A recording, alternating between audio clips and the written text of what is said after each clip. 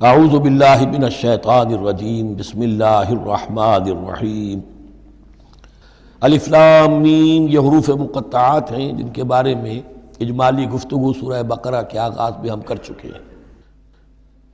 اللہ لا الہ الا هو الحی القیوم، یہ الفاظ آیت الکرسی کے آغاز میں سورہ بقرہ میں آ چکے ہیں۔ ایک بات نوٹ کر لیجئے کہ ایک حدیث میں آتا ہے کہ اللہ کا ایک اسم اعظم ہے کہ جس کے حوالے سے اگر کوئی چیز اللہ سے مانگی جائے تو وہ ضرور دیتا ہے، لیکن اس کو حضور نے بتایا نہیں کہ وہ اسم اعظم کون سا ہے۔ کچھ اشارے کیے، جیسے رمضان میں ایک شب ہے لیلۃ القدر جو 1000 مہینوں سے افضل ہے، تعین کے ساتھ نہیں بتایا وہ کون سی، تاکہ تلاش کرو، زیادہ ذوق و شوق کا معاملہ ہو۔ لیکن جو اشارات آپ نے کیے ہیں اس سے اندازہ ہوتا ہے، چونکہ یہ فرمایا گیا کہ یہ 3 صورتوں میں ہے، سورہ بقرہ میں، سورہ آل عمران میں اور سورہ طٰہٰ میں، وہ الفاظ الحی القیوم جو مشترک ہیں، سورہ بقرہ میں آیت الکرسی میں آئے ہیں، آل عمران میں یہاں دوسری آیت میں موجود ہیں، اور سورہ طٰہٰ کے بھی شروع کے اندر موجود ہیں۔ نزل علیک الکتاب بالحق، اس نے نازل فرمائی ہے، اس اللہ نے جس کے سوا کوئی معبود نہیں، جو الحی ہے القیوم ہے۔ اس میں اشارہ ہو رہا ہے اس کلام کی عظمت کی طرف کہ جان لو یہ کلام کس کا ہے، کس نے اتارا ہے۔ نزل علیک الکتاب بالحق، اس نے نازل فرمائی ہے یہ کتاب اے نبی آپ پر حق کے ساتھ، اور یہاں نوٹ کیجیے نزلہ ہے، نزل ینزل تنزیلا، انزلہ نہیں آیا ہے۔ مصدقا لما بین یدیہ، اور یہ تصدیق کرتے ہوئے آئی ہے اس کی جو اس کے سامنے موجود ہے، تورات اور انجیل۔ اور یہ کہ 2 اعتبارات سے تصدیق ہے کہ یہ قرآن تصدیق کرتا ہے ان کی کہ وہ اللہ کی کتابیں تھیں جن میں تحریف ہو گئی، لیکن یہ کہ قرآن اور حضور مصداق بن کر آئے ہیں ان پیشین گوئیوں کا جو ان کتابوں میں تھی۔ وَأَنزَلَ التَّوْرَاةَ وَالْإِنجِيلَ مِن قَبْلُ هُدًى لِلنَّاسِ، اسی طرح اللہ نے اس سے پہلے لوگوں کی ہدایت کے لیے تورات اور انجیل نازل فرمائی تھی۔ وَأَنزَلَ الْفُرْقَانَ، اور اللہ نے فرقان اتارا۔ فرقان قرآن مجید کے لیے بھی ہے، فرقان تورات کے لیے بھی ہے، فرقان معجزات کے لیے بھی ہے۔ ہر وہ شے یوم الفرقان ہم سورہ انفال میں پڑھیں گے، غزوہ بدر کے دن کو کہا گیا، جو شے بالکل مبرہن کر دے حق و باطل کے مابین امتیاز قائم کر دے وہ فرقان ہے۔ لیکن یہاں اب تہدید کا انداز ہے، دھمکی کا انداز ہے۔ ان الذین کفروا بآیات اللہ، یہ دنیا کی دوسری کتابوں کا معاملہ نہ سمجھو کہ اسے مان لیا تب بھی کوئی حرج نہیں، نہیں مانا تب بھی کوئی حرج نہیں، اگر پڑھنے پر طبیعت راغب ہوئی تو بھی کوئی بات نہیں، نہیں راغب ہے تو مت پڑھو، کوئی الزام نہیں۔ یہ کتاب ویسی نہیں ہے، بلکہ یہ کتاب تو اب اگر نہیں مانو گے، ایمان نہیں لاؤ گے تو ان الذین کفروا بآیات اللہ لہم عذاب شدید، تو ان کے لیے بہت سخت سزا ہوگی۔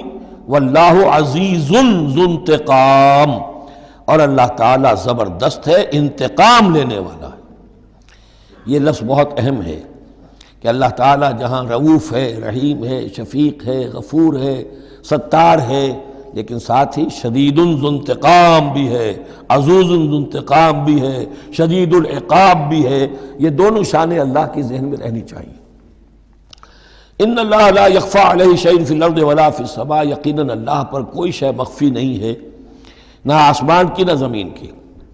هو الذی یصورکم فی الارحام کیف یشاء، پہلی چیز اللہ کے علم سے متعلق تھی اور یہ اللہ کی قدرت سے متعلق ہے۔ وہی ہے کہ جو تمہاری نقشہ کشی کر دیتا ہے، صورت بنا دیتا ہے تمہاری ماؤں کے رحموں میں جیسا چاہتا ہے، کسی کے پاس چوائس نہیں ہے کہ وہ اپنا نقشہ خود بنائے۔ لا الہ الا هو العزیز الحکیم، اس کے سوا کوئی معبود نہیں، اور یہ کہ وہی العزیز ہے اور الحکیم ہے۔ هو الذی انزل علیک الکتاب منہ آیات محکمات ہن ام الکتاب واخر متشابہات، وہی ہے جس نے آپ پر یہ کتاب نازل فرمائی۔ کسی کسی جگہ انزلہ کا لفظ بھی آ جاتا ہے، اور یہ ہوتا ہے ردم کے اعتبار سے، کیونکہ قرآن مجید کی اپنی ایک ملکوتی غنا ہے، اس کی ایک موسیقی ہے، ڈیوائن میوزک ہے، تو اس میں جو ردم کے حوالے سے اگر ضرورت ہو تو یہ الفاظ ایک دوسرے کی جگہ آ جائیں گے۔ منہ آیات المحکمات، اس میں کچھ آیات تو ہیں محکم، پختہ، حکم جیسا کہ میں نے بتایا، حکمت عقل کی پختگی، محکم آیت، پختہ آیت، جس کا مفہوم بالکل واضح ہو، جس کو ادھر سے ادھر کرنے کی کوئی گنجائش نہ ہو۔ ہن ام الکتاب، اس کتاب کی جڑ اور اساس اور بنیاد وہی ہے۔ وَأُخَرُ متشابہات، اور کچھ متشابہ ہیں کہ جن کا حقیقی اور صحیح مفہوم معین کرنا بہت مشکل ہے، بلکہ عام حالات میں ناممکن ہے۔ یہ میں تفصیل سے تعارف قرآن کے ضمن میں عرض کر چکا ہوں۔ آیات الاحکام جتنی بھی ہیں وہ سب محکم ہیں، یہ کرو یہ نہ کرو، یہ حرام یہ حلال۔ لیکن یہ کہ جو بھی آیات ہیں کہ جن میں بحث ہے عالم غیب سے، اللہ کی ذات و صفات، کیا تصور کریں؟ اللہ کا ہاتھ، اللہ کا چہرہ، اللہ کی کرسی، اللہ کا عرش، کیا تصور کریں؟ اسی طریقے سے فرشتے، عالم غیب کی شیئیں، عالم برزخ قبر میں کیا ہوتا ہے، اسی طرح عالم آخرہ جنت اور دوزخ کی اصل حقیقتیں ہم نہیں سمجھ سکتے۔ اس میں ہمارے ذہن کے قریب لا کر کچھ باتیں بتا دی گئی ہیں۔ ما لا یدرک کلہ لا یترک کلہ، اجمالی تصور قائم ہو جانا چاہیے، اس کے بغیر تو راستہ سیدھا رہے گا نہیں آدمی کا، لیکن ان کی تفاصیل میں نہیں جانا چاہیے۔ تو دوسرے درجے میں نے آپ کو بتایا تھا کہ کچھ فزیکل فینومینا بھی، یہ بھی ایک وقت تک رہے ہیں آیات متشابہات میں سے، لیکن رفتہ رفتہ جیسے یہ سائنس کا علم بڑھتا چلا جا رہا ہے، ان میں سے بہت سی چیزیں اب محکم ہو کر سامنے آ رہی ہیں۔ تو یہ گویا کہ شفٹنگ سینڈز کے مانند ہیں کہ ان میں سے جو چیزیں، بہت سی چیزیں واضح ہو گئیں جو پہلے واضح نہیں تھیں، لیکن اب بھی بعض چیزیں ہیں، جیسے میں نے عرض کیا 7 آسمان سے کیا مراد ہے کہ جو واضح نہیں ہے ہم پر، لیکن ہمارا یقین ہے کہ انشاءاللہ وہ وقت آئے گا کہ انسان سمجھ لے گا کہ ہاں یہی بات صحیح تھی اور یہی تعبیر صحیح تھی۔ هو الذی انزل علیک الکتاب منہ آیات محکمات ہن ام الکتاب، یہ بہت اہم ہے۔ اصل جو ہے جڑ کتاب کی، اس لیے کہ کتاب کے بارے میں عرض کر چکا ہوں کہ وہ ہے مجموعہ احکام۔ کتاب جیسا کہ ہم نے سورہ بقرہ میں دیکھا، جہاں حکم آیا کتب علیکم کتب علیکم کتب علیکم، تو کتاب کی جڑ اور اساس جو ہے وہ وہی ہے۔ وَأُخَرُ مُتَشَابِهَاتٌ فَأَمَّا الَّذِينَ فِي قُلُوبِهِمْ زَيْغٌ، تو وہ لوگ جن کے دلوں میں کجی ہوتی ہے۔ اب وہ یہ ہے کہ وہ کوئی خاص بات نہیں نکالنی ہے تاکہ اپنی ذہانت و فطانت کا جو ہے ڈنکا بجوایا جا سکے، یا کوئی اور فساد پیدا کرنا ہے، کوئی فتنہ پیدا کرنا ہے، ذہن ٹیڑھا ہو چکا ہے، اب اس ٹیڑھے ذہن کے لیے کوئی دلیل چاہیے قرآن سے، اب وہ متشابہات کے چکر میں لگیں گے، ان کے پیچھے پڑیں گے کہ کسی کے مفہوم کو میں اپنے من پسند مفہوم کی طرف موڑ سکوں۔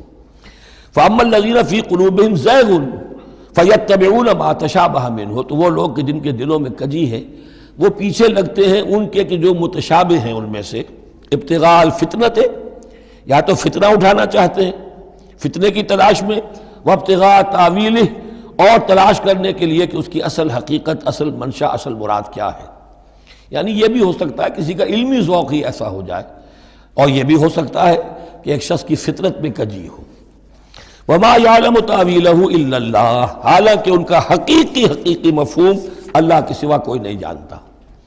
وَالرَّاسِخُونَ فِي الْعِلْمِ يَقُولُونَ، اور جو لوگ علم میں راسخ ہیں، پختہ ہیں، جن کی جڑیں گہری ہو چکی ہیں علم میں، وہ کیا کہتے ہیں؟ یقولون آمنا بہ کل من عند ربنا، ہم ایمان لائے اس کتاب پر، قرآن پر، یہ کل کا کل ہمارے رب کی طرف سے ہے۔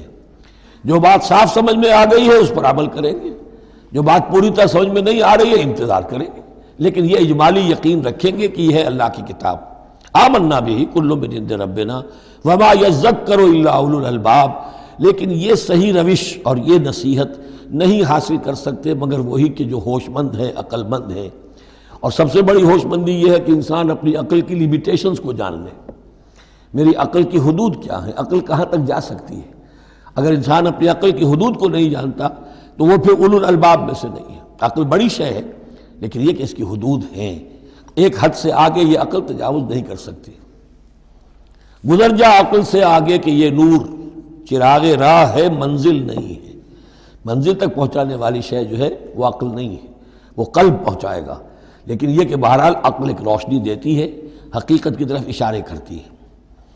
ربنا لا تزغ قلوبنا بعد اذ ہدیتنا، اور ان کا یہ قول ہوتا ہے اولو الالباب کا، اے رب ہمارے دلوں کو کج نہ ہونے دیجو اس کے بعد کہ تو نے ہمیں ہدایت دے دی ہے۔ وہب لنا من لدنک رحمہ، اور ہمیں تو خاص اپنے خزانہ فضل سے رحمت عطا فرما، انک انت الوہاب، یقیناً تو ہی سب کچھ دینے والا ہے، تیری ہی بارگاہ سے ملے گا۔